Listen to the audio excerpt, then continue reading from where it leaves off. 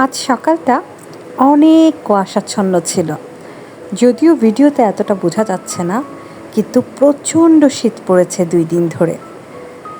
Actually গত 2 বছর ধরে উত্তরাতে তেমন কোনো শীতই ছিল না, কিন্তু আজ নভেম্বর থেকেই শীত। দেখেন, প্লেনটাকে পর্যন্ত দেখা যাচ্ছে না কুয়াশাচ্ছন্নর কারণে। এটা হলো সকালের নাস্তা, আমার না, আমার হাজব্যান্ডের। ও বেশিরভাগই 2টা রুটি আর নয়তো নুডলস খায়। সো আজকে ভেজিটেবল নুডলস রান্না করেছি, আর সাথে 1 কাপ কফি, শেষ। আর আমি কিন্তু পুরোটাই বাঙালি, ভাত ছাড়া আর কোনো কিছুতেই আমার ভালো লাগে না।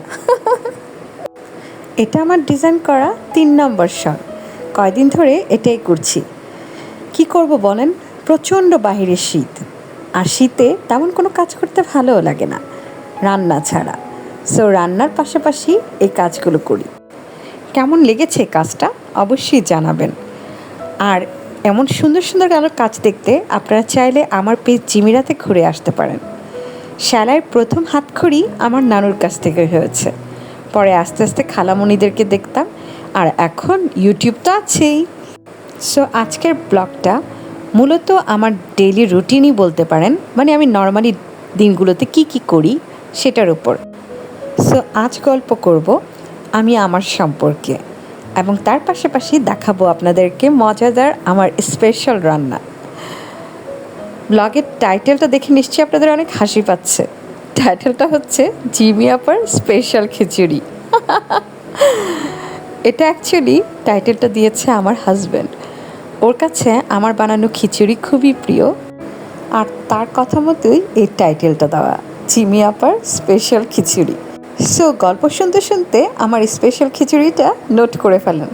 আশা করি আপনার প্রিয় মানুষগুলো এই খিচুড়ি খেয়ে খুবই খুশি হবে। তো যা বলছিলাম, অ্যাজ এ প্রফেশন আমি একজন ফ্যাশন ডিজাইনার, এবং আমার হাজব্যান্ড একজন গ্রাফিক ডিজাইনার। সো আমরা ডিজাইনার ফ্যামিলি।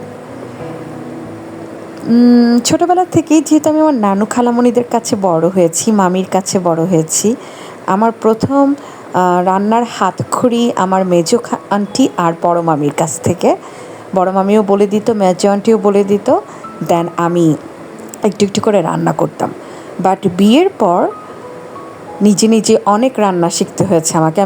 আমার একদিক দিয়ে মানে ব্রেনটা একটু ভালো, মানে রান্না যে আমাকে বলে, রেসিপি মুখে বললেই আমি এটা সহজে রান্না করে ফেলতে পারি।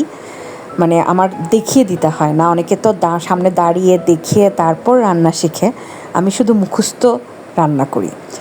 আশা করি এই পর্যন্ত যত কিছুই রান্না করেছি আমার শ্বশুর বাড়িতে, আমার হাজব্যান্ড আর যারা যারা আমার রিলেটিভদের মধ্যে আমার রান্না খেয়েছে, সবাই মোটামুটি প্রশংসাই করেছে।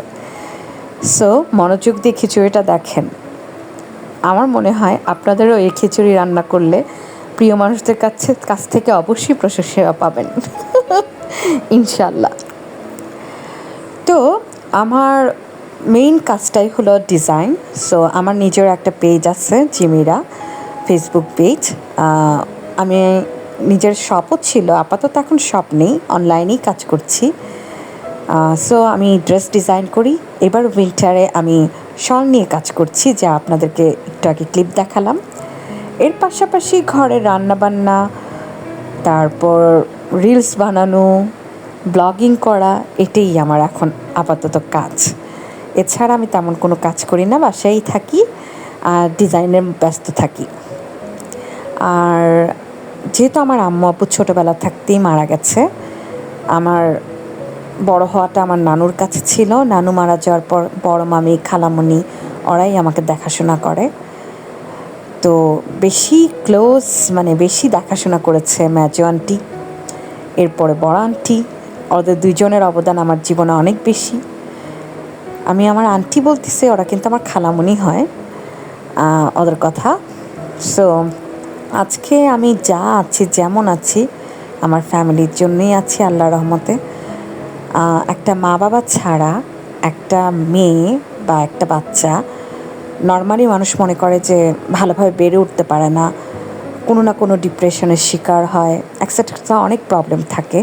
বাট আল্লাহর অশেষ রহমত, আল্লাহ নিজে পৃথিবীতে আসে নাই, দূর থেকেও আমাকে এমনভাবে টেক কেয়ার করেছেন এবং তার রহমত ধারা আমার এমন একটা ফ্যামিলি আমার জন্য চুজ করেছেন, মানে আমার খালামণিরা, মামা মামি, নানু। আমি বুঝতেই পারিনি বা আমার ভাইও বুঝতে পারেনি যে আমরা মা বাবাহীন, আমরা এইভাবে এত আদরে বড় হয়েছি। ডিপ্রেশন তো দূরের কথা, আমাদের কাছে মনে হতো পৃথিবীটা একদম স্বপ্নের মতো। মানে নর্মালি স্বপ্ন বলতে যা বোঝায় আনন্দময় টাইপের লাইফ ছিল। এখন আস্তে আস্তে বড় হচ্ছি, খালামণিদের থেকে দূরে যাচ্ছি, যেহেতু বিয়ে হয়েছে, আমার একটা আলাদা সংসার আছে।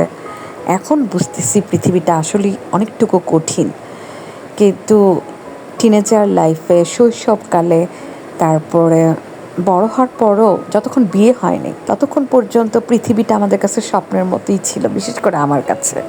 মানে অনেক আনন্দময় সুন্দর একটা পৃথিবী ছিল।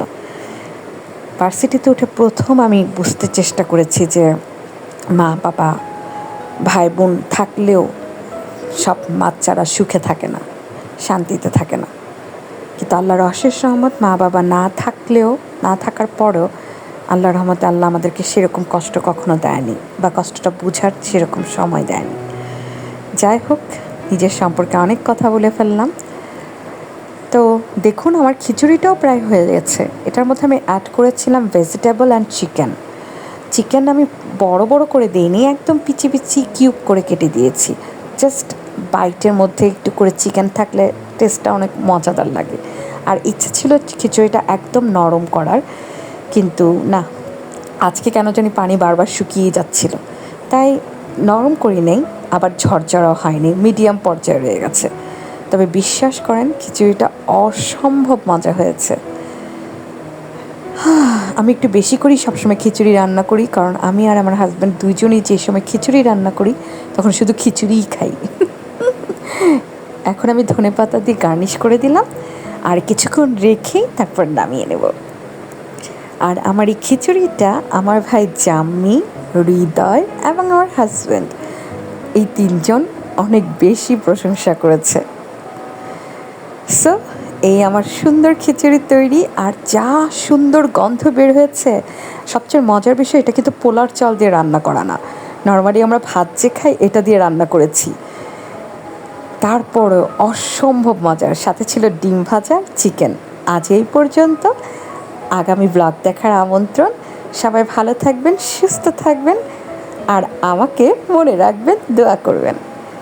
আর দেখুন, আমি এখন খিচুড়িটা এনজয় করি আর আপনাদেরকে বাই বাই বলি। আল্লাহ হাফেজ।